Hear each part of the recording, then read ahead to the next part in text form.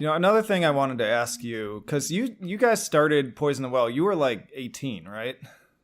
17, 18. 17, 18. So one thing I'm always curious about asking people who sort of like get famous so young, like what that experience was like. Because generally I don't recommend it, because like for a lot of people it Yeah. doesn't turn out very well. But you seem to be doing all right, and I just wanted to sort of pick your brain about that.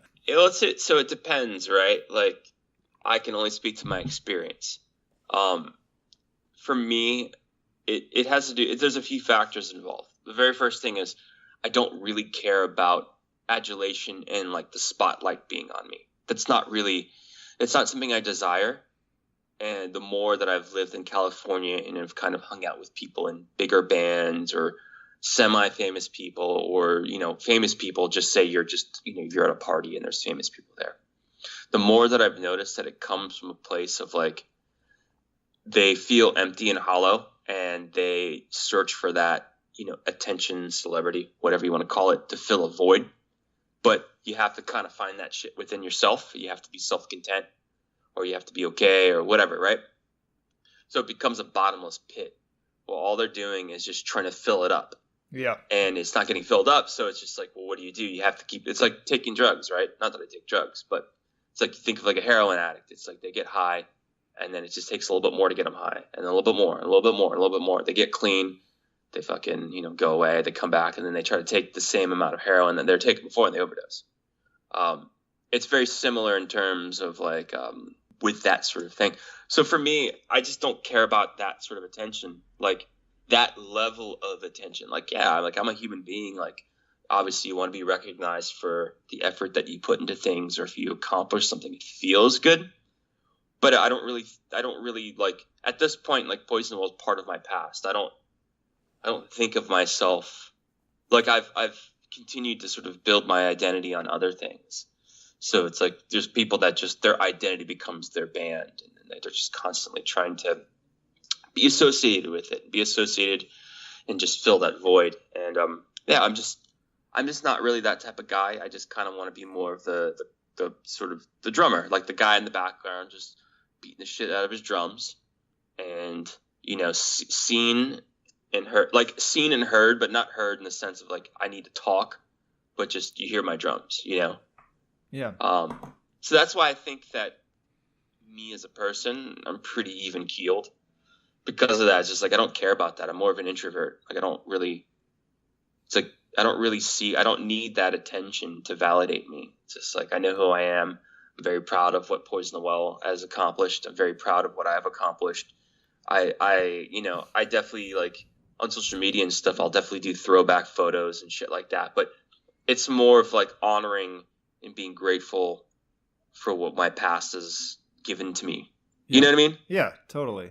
So it's like I honor what Poison the Well is and was, because it's like I wouldn't be where I'm at right now because of it. And I also recognize it's a really rare thing. It's like we put out 5 really interesting records.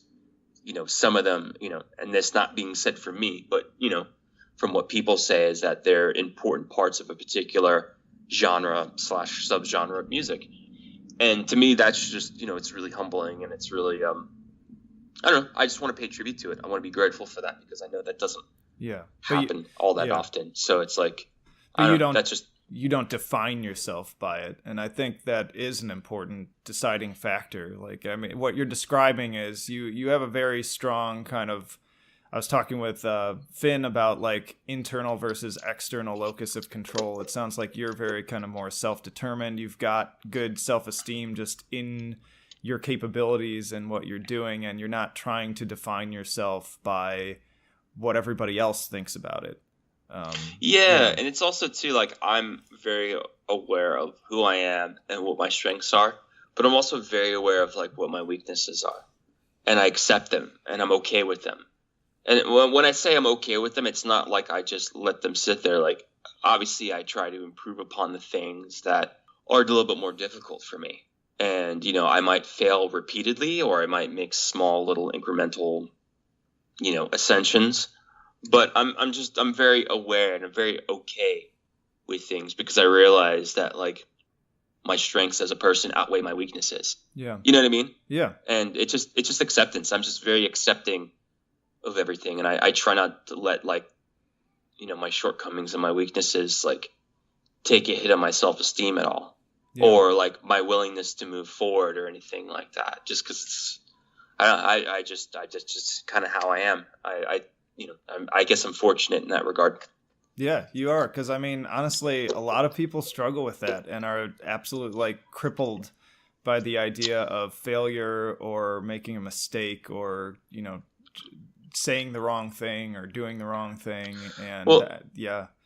I think it also, there's a few other factors that play into that. It's like, I'm also like a little bit of a nihilist in that regard where, you know, I definitely have to say I'm 50% realist, like, you know, 50% realist, 40% dreamer.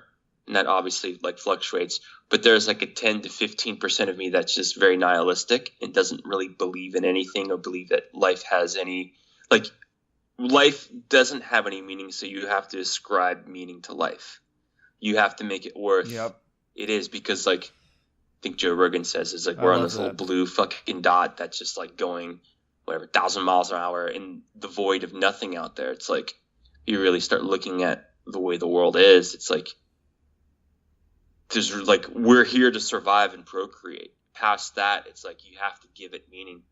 So I think that like meaninglessness and like, you know, I don't know if that makes sense. No, also, I'm still 100% fucking waking up does. and I'm still drinking coffee. So if I'm not making any sense, like stop me. No, you have to give things meaning. Yeah. You have to say, okay, well, I'm here. This is what the fucking cards that I've been dealt. Okay, that's fine. That's cool. Like, what's important to me? Playing drums, playing music, being around people I care about, having healthy relationships with family members, and having healthy relationships with friends, doing things that make me happy, becoming better at things. Okay, well that's I guess my mission. That's what my mission is. And it's like, okay, well, I'm 38 now. Who knows how many more years I have? I could die tomorrow. I could die next week. I could die in a month. Like, let me go full force. And it's like that's just kind of how I look at things.